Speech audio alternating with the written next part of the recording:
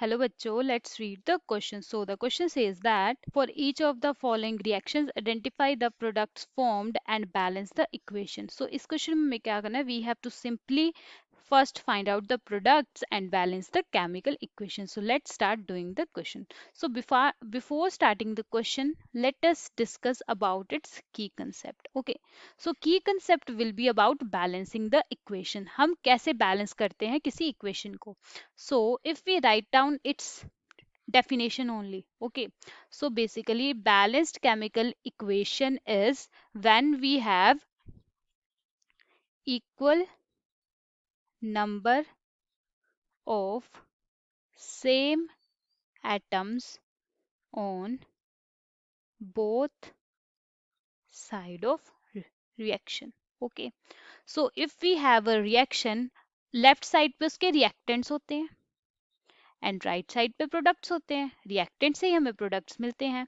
सो जब हमारे पास रिएक्टेंट साइड के एटम्स होंगे that will be equal to product side के atoms, so that we call as balance chemical equation. So this is the simple method जो हम use करेंगे इस क्वेश्चन को सॉल्व करने में. Okay, so let's start doing the question. So सबसे पहले हमें प्रोडक्ट्स फाइंड आउट करेंगे. We have Fe2SO4 thrice and जब ये रिएक्ट करेगा NaOH के साथ. ओके, सो जब इन दोनों की रिएक्शन होती है the product we get is FeOH thrice and along with this Na2SO4. So यहाँ पे सिंपल डिस्प्लेसमेंट हुई है, यहाँ पे सल्फेट की जगह पे OH आ गया है. Okay, so this is the product of this reaction. अब हमारे पास this is reactant side and this is product side. अब हमें क्या करना है? We have to simply balance it. Okay, so one by one हम एटम को देखते जाएंगे एंड उनको बैलेंस करते जाएंगे. ओके, सो सबसे पहले we have Fe. So on the left side हमारे पास 2 Fe है and on the right side only हमारे पास एक ही है. सो अगर मैं यहाँ पे 2 लगा दूं सो नाउ आयरन हमारे पास बैलेंस हो गया. ओके, नेक्स्ट स्टेप पे चलते हैं. नेक्स्ट स्टेप में हमारे पास क्या है?